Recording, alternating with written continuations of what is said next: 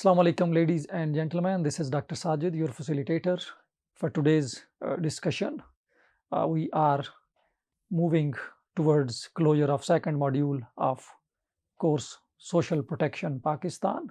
Thank you for joining this module 2.5. This is about subsidies in Pakistan, and particularly we will be covering targeted subsidies in today's lecture. So let's begin with understanding the targeted subsidies. The targeted subsidies are schemes aimed at smoothing access to vital programs, services, and goods for the most vulnerable segments of the society. And they include health insurance exemptions, reduced medical fees, education fee waivers, food subsidies, housing allowances, utility allowances, agriculture subsidies, such as fertilizer subsidy that government is providing, transportation benefits, are a combination of all these. Some examples of recent targeted subsidies in Pakistan, other than the BISP and Ehsas program, the government of Pakistan is providing targeted subsidies to 14 million households to protect them from the adverse impacts of inflation after recent price hike in petroleum products. For example, there is a Sasta Petrol scheme, there is a Kisan package, there are food subsidies, utility store programs, and then 40% targeted subsidies for the poor on purchase of essential food items, saying that a special step would provide relief to low-income groups against inflations. So can you name some of other subsidies targeting the poor? So this may be an interesting question that I leave before I move to the next slide. You must be thinking that why do we need to have targeted subsidies and how they are different from general price subsidies, which we call blanket subsidies as well.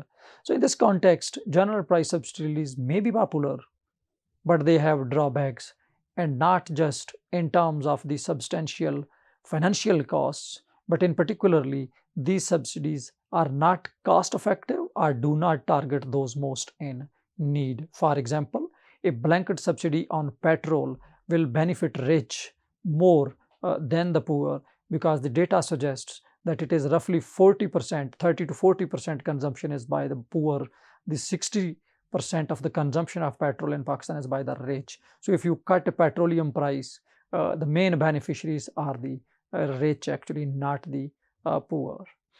So the blanket subsidies encourage consumption and wastage, particularly for subsidized energy. Can you think of any recent example in Pakistan? I leave you with this question. Further, the blanket subsidies or the general price subsidies may lead to damage to the environment, inefficient investment choices, and competitive problems. Further, they can strain public finances and worsen debt levels. And I hope you remember the petrol price freeze of March 2022 when the PTI government was leaving, and they decreased the petrol prices and freezed it for the next 4 months, in opposite to the global price trends when oil prices were increasing. So there was estimations that we would have opened another BISP program with the amount, and still we have saved around 100 billion on the subsidies that we gave in just 3.5 months or 4 months.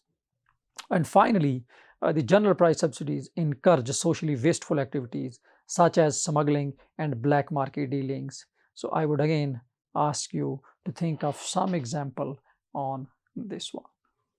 So let's see how social protection, poverty reduction, and subsidies interact with each other.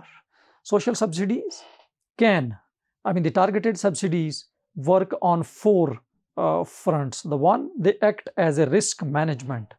For example, the crop and life insurances, index-based weather insurances, grain reserves, contributory social insurances, and income diversifications. So they actually, all the subsidies meant on these risk managements increases the capacity of the household or the individuals to manage these risks.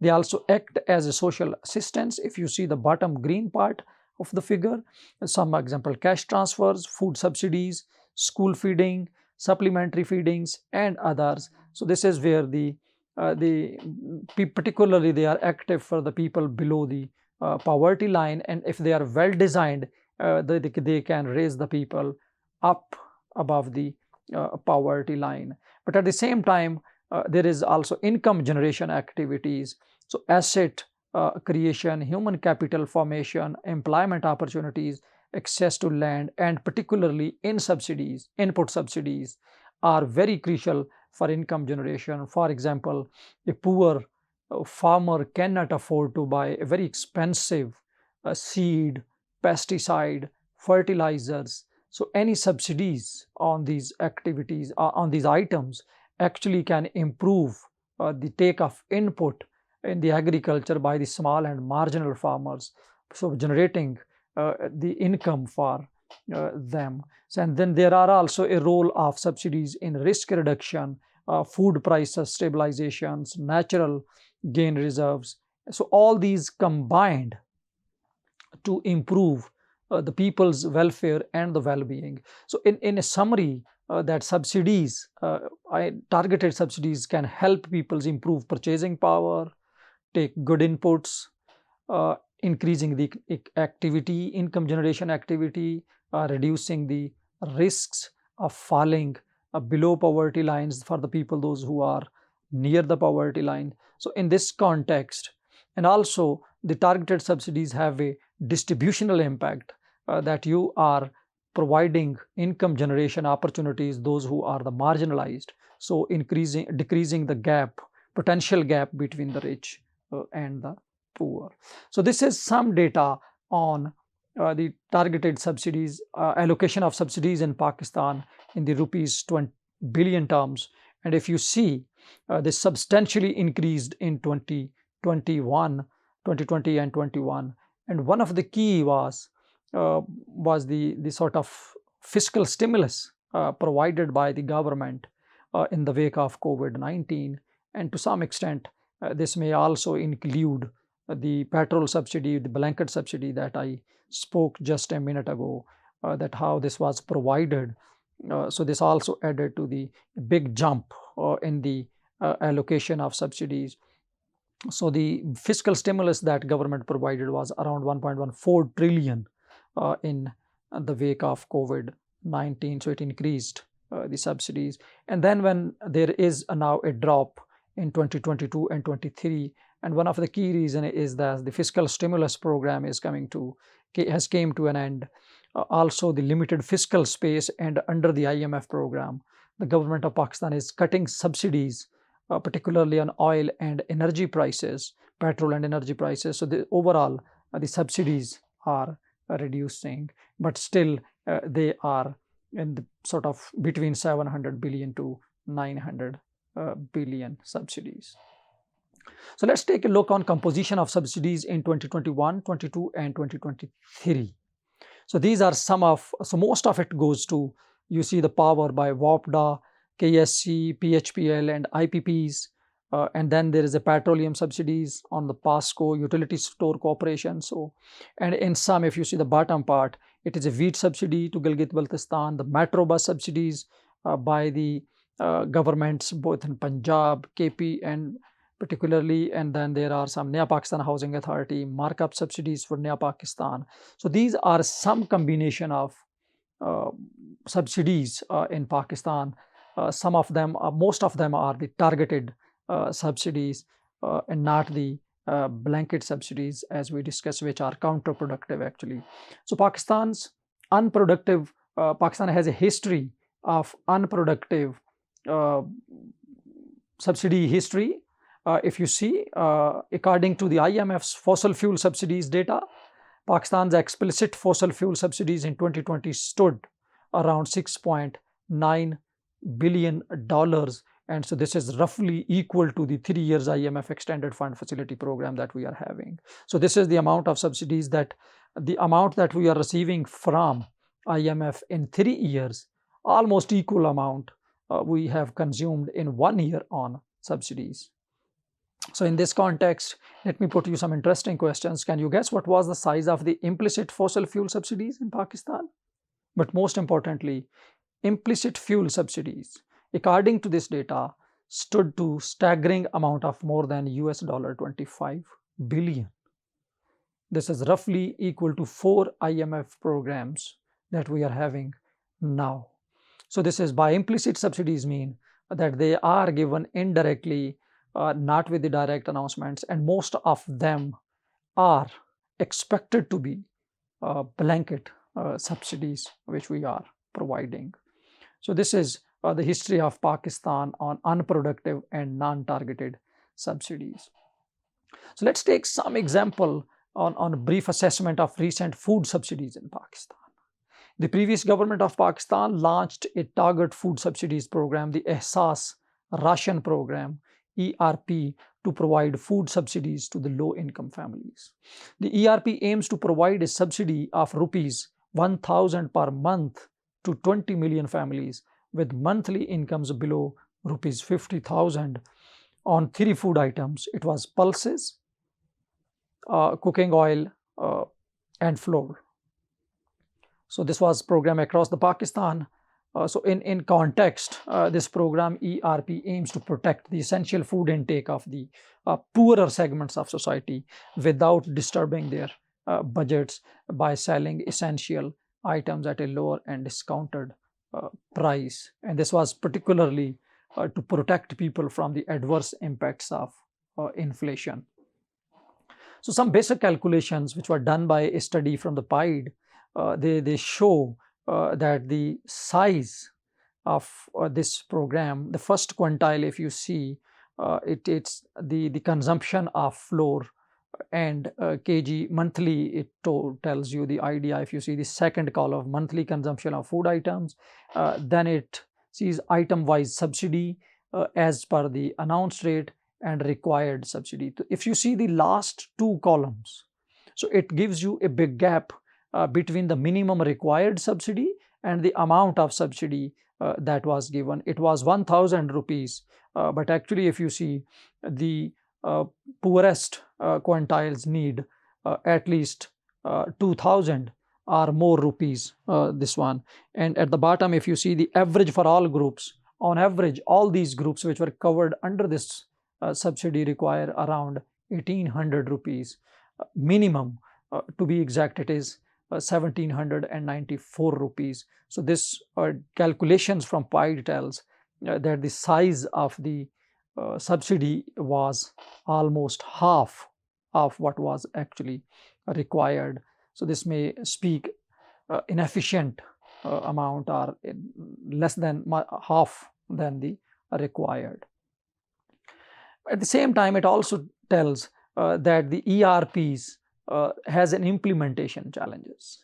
The ERP will be implemented by Kiryana grocery merchants actually.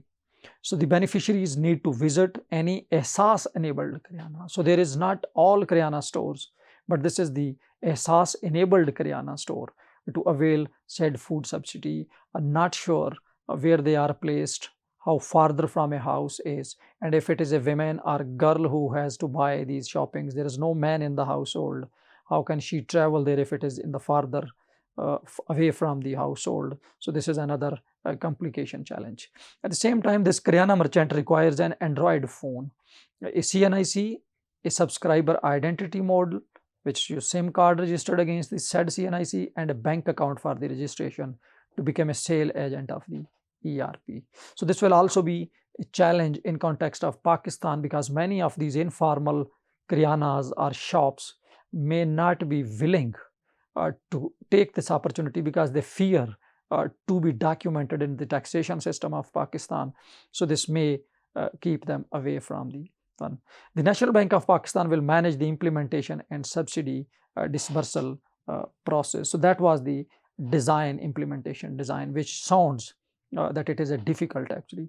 But if we see further, this will involve supervising merchant, onboarding training, managing the MPOs, mobile point of sales, and maintaining a beneficiary complaint management system, among other things. The PIDE also thinks the subsidy amount will be credited into merchants' bank accounts in 24 hours along with the commission. The government will provide an 8% profit as an incentive to the Kiryana sector owner, the Kiryana store owner, for every PKR 1000 worth of purchase. So this is the design of this subsidy. So let's see what can be the major problems in this setting. The study tells that more than 90% of the respondents did not know about the ERP. So the awareness and literacy was very low. Distance to Kirana stores is the major accessibility issue that is linked with high transaction cost faced by the beneficiary. If I had to ride bike to reach to the Kirana store, the amount that I will be benefiting from that subsidy may be smaller than the petrol cost that I am consuming to go there. And particularly, as we highlighted, if it is the women, this is even further difficult, the time consumed there.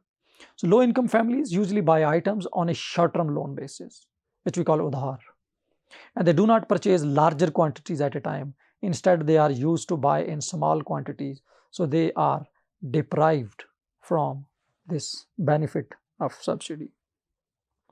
So what can be the alternative options? There is one that is called cross subsidy. So again, if we see some other problems in this setting, the ERP relies on internet connectivity using an Android mobile. The figure 1 shows that only 40% of individuals 10 years and older owned a mobile smartphone in Pakistan. So this is by design structure actually excluding 60% of the people, individuals, Pakistan. Smartphone ownership is very low in rural areas, only 39% of individuals.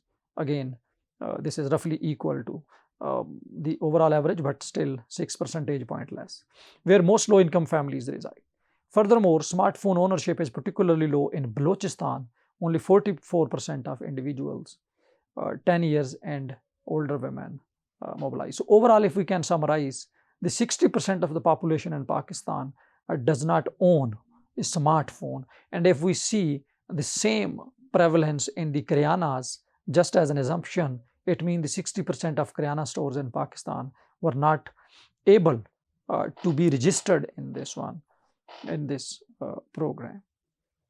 Further, if you see, apart from the low penetration of smartphones, the use of the internet is also very low. For example, only 70% of individuals 10 years and older are reported using the internet for information seeking. Around 20% of population of the same age in urban areas and only 10% of the people in rural areas reported using the internet, according to a study from Government of Pakistan in 2021.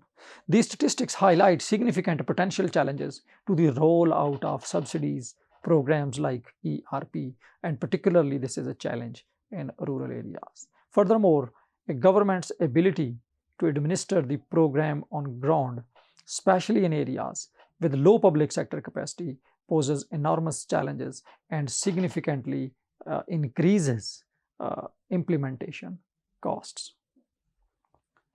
So in this context, it really tells that while thinking a program for targeted subsidies and implementing it particularly is a key challenge, and contextualizing it with the local context, designing it in aligned with the local context, that remains a key challenge for the targeted subsidies. So in that context, the cross subsidies can help much better than the item-wise targeted subsidies. For example, it would have been helpful that this rupees 1000 have been added to the BISP beneficiaries' account transfers, and they can buy the food items that they like.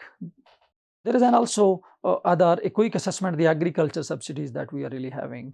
Recently, this was announced by the present government of PMLN, which is Allied Government PDM.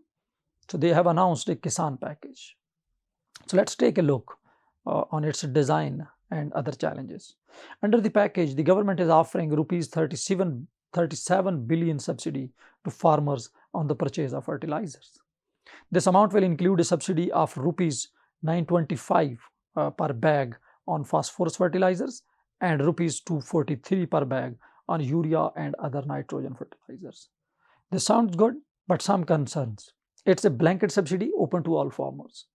So a small farmer owning a land of 1 acre will be using 1 to 2 bags, for example, but a major landlord owning 500 acres will be using 500 bags. So the subsidy, the total subsidy benefit, that will be to the larger farmers. So who is buying fertilizer bags, more bags mainly by larger farms, and higher total subsidies to them. So this is a blanket subsidy example. It should be more targeting if we have to really benefit the small farmers. At the same time, the small farmers buy lesser bags, so small share in the total subsidy. And marginal farms buy on delayed payments, and the shopkeeper gives at a higher price, eating up subsidy. There is a standard practice in villages that when I am buying, if I am a farmer and I am buying fertilizer bag, generally I buy it in a delayed payment, that when my crop will be ready and sold, I'll pay you. As I have previous payments also due to the shopkeeper, I cannot go to any other shop, so I have to buy this one. So shopkeeper does not give me the benefit of that subsidy, and I have to buy at higher price.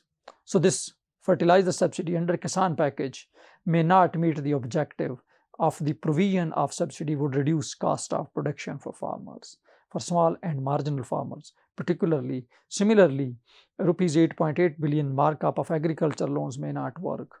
It's again go to the mainly larger farmers. They take the loans.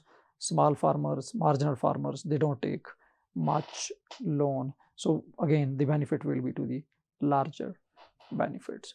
So overall, before I leave you with the question that you will be taking up in next hour, I'll just again see that targeted subsidies are much better than the blanket subsidies. Blanket subsidies are counterproductive and wasteful resources. Targeted subsidies, much efficient, cost effective, but they have a challenge to implement. So that is why the trend with any government is to go for the blanket subsidies. So in this context, Pakistan needs more work on designing targeted subsidy schemes which are really helpful and reaching to the those who are the targeted beneficiaries. But overall, the most effective set of subsidies is the targeted subsidies.